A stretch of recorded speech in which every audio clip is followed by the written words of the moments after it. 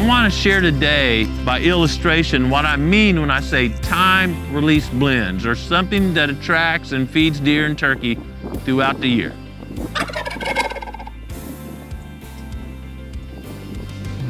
It's April 4th here at the Proving Grounds, and it seems like spring's coming on a bit slow. I've seen leaves on trees by this time of year, and I've seen it not, and we're in one of those not years where the buds are still on trees, but no leaves are coming out. That's just kind of an indicator that the spring's developing a bit slowly. However, the food plots are looking strong. It's easy to see the milo stalks behind me, and there's almost no seed heads left on the milo stalk, and that's perfect. The milo provided a grain or a source of carbohydrates throughout the winter, putting fat on deer, keeping them warm, and of course trace minerals in that milo grain. But it's almost all gone, so we're not gonna have a big volunteer crop of that. And those roots have been in the soil tilling, as we've shared in past episodes.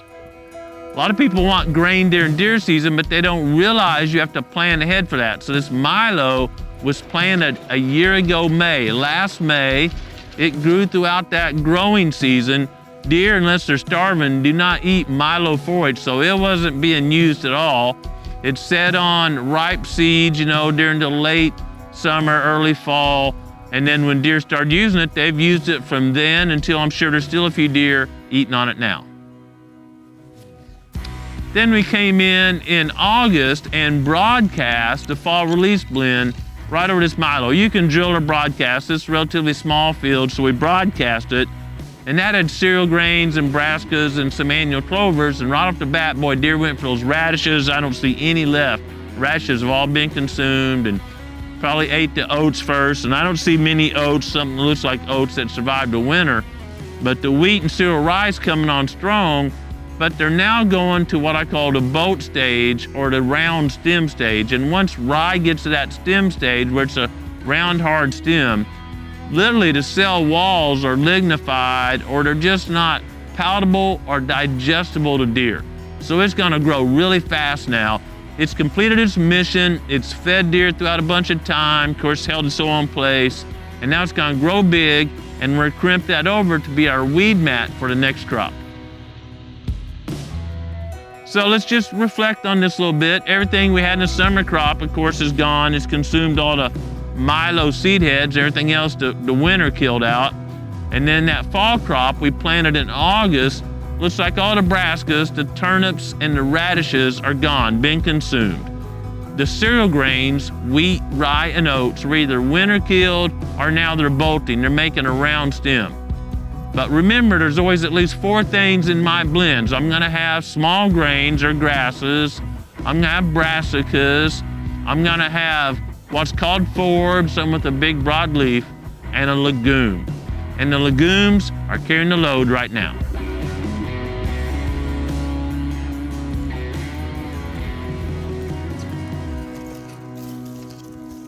The green stuff you see is the fall release blend, and there were a couple of different annual clovers in there, strong annual clovers, crimson clover, Balancia fixation, man, it grows a bunch of tonnage, and frosty berseem, extremely cold hardy.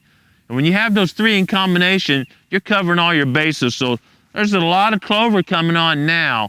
And right now, boy, it's providing really rich protein. That young clover is just super high quality forage, super palatable deer. We're getting all kind of moultrie videos of deer out there in their food plots, head down. I'm sure they're eating that clover. When you think about it, right now, bucks are really getting amped up to start growing antlers. Clovers are also high in calcium and phosphorus and protein. Antlers, when they start growing, are about 90% protein, and they stay that way till sometime in July. Then they start switching over to what we call mineralizing or calcifying. It'll be about 2 parts calcium and 1 part phosphorus. So protein is king right now. The does are getting plump. Well, you can tell they're heavy with fawns, and they need a lot of protein for those developing fawns. So protein's the name of the game for critters right now, and that's why we're getting all these moultrie videos of deer head down.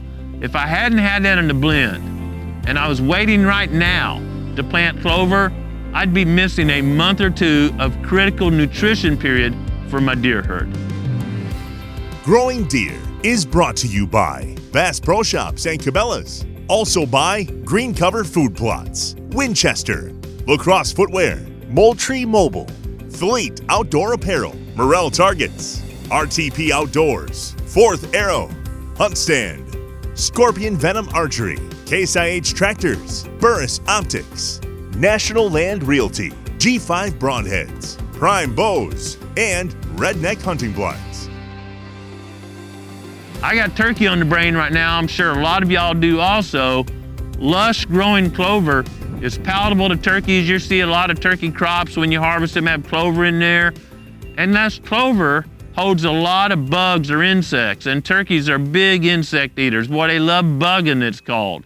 Now, most of these are beneficial insects. When I say insects or bugs, everyone thinks of armyworms or something that might destroy your crop. But typically, there's 1,000+ beneficial insects. They're helping the soil, or they're just neutral. They're doing their thing, to every one negative insect. So I want to see a lot of insects, and a lot of positive insects are predators. They eat the bad insects that might harm my crop. I'm not using any insecticide.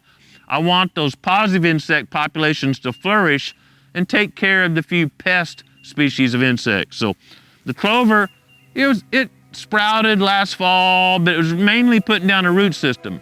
And right now it's coming on strong. And a week from now, this will look different. The clover will be taller. It's providing really high quality forage for deer, turkey, and non-game species. It's adding nitrogen. It's a nitrogen fixer or legume. It's adding nitrogen into the soil for the summer crop. I'll probably plant here about mid to late May. So that's what I mean when I talk about a time-release blend. I've got something attractive as soon as it germinates. I've got something mid, something late season, and if you got a fall crop, something carrying over into the spring. And right now, I'm looking at this beautiful clover that's gonna carry this plot until I drill into it during late May with my summer blend. There are many, many advantages to using blends over a monoculture or planting a single species. If this field would all been clover, or even a couple different species of clover, it would have left my deer hungry most of the fall and winter. Boy, when it's cold, that clover is just dormant. It's just sitting there, no groceries. And if I'd had just cereal grains, and now they're bolting and getting that round stem, there's nothing to attract deer, turkey, and it's not really providing the soil everything it needs. But a blend is always going to be better for the soil's health and the critters than a monoculture. We'll keep you posted throughout the spring as our food plots change. Man, they're changing weekly right now. Hope to bring some turkey hunts from these plots, and I know we're getting a whole bunch of pictures and videos from our moultries. There's no doubt deer are head down in these food plots right now. And boy, over here 30 yards, the timber, there's nothing in there right now. It's a biological desert. And even though this timber's been thinned a bit, it's a biological desert. So food plots or areas where all the trees have been removed, you got native vegetation growing, is the name of the game. And right now is a critical stress period. Remember, late winter right now and late summer are the two most common stress periods in a wildlife's year. And by having really high quality and ample groceries right now, turkeys and deer can be as productive as they're biologically capable. What's that mean? Well, as many eggs laid as possible. Antlers are getting off to a great start, allowing those critters to express their genetic potential. Following those natural cycles is the best way to manage a property. Providing grains when it's needed, providing protein when it's needed. There's going to be an overlap of the two. And understanding those cycles is one way I really enjoy learning about creation. But even more important than soil health and learning those natural ecological cycles, I need to be focused, and I encourage you to be focused on understanding the Creator's will for our life. Thanks for watching Growing Deer. I love getting out in food plots this time of year. It's just warm enough that, boy, everything's really jumping and growing rapidly. It's just really springing to life, if you will. And there's no coincidence that times out with Easter, or the time of year when Christ was crucified on the cross, buried, and resurrected. He rose from the grave. There's more than 500 witnesses that saw Christ after he rose from the grave. Many, many different written reports. There's just no doubt about this, that this is historically correct. You know, understanding the resurrection of Christ is what should give all of us hope. because without that resurrection, there's no hope for the future. I hope you join the Woods family and the entire Growing Deer team, and this year, spend some quiet time thinking and appreciating the reason we celebrate Easter.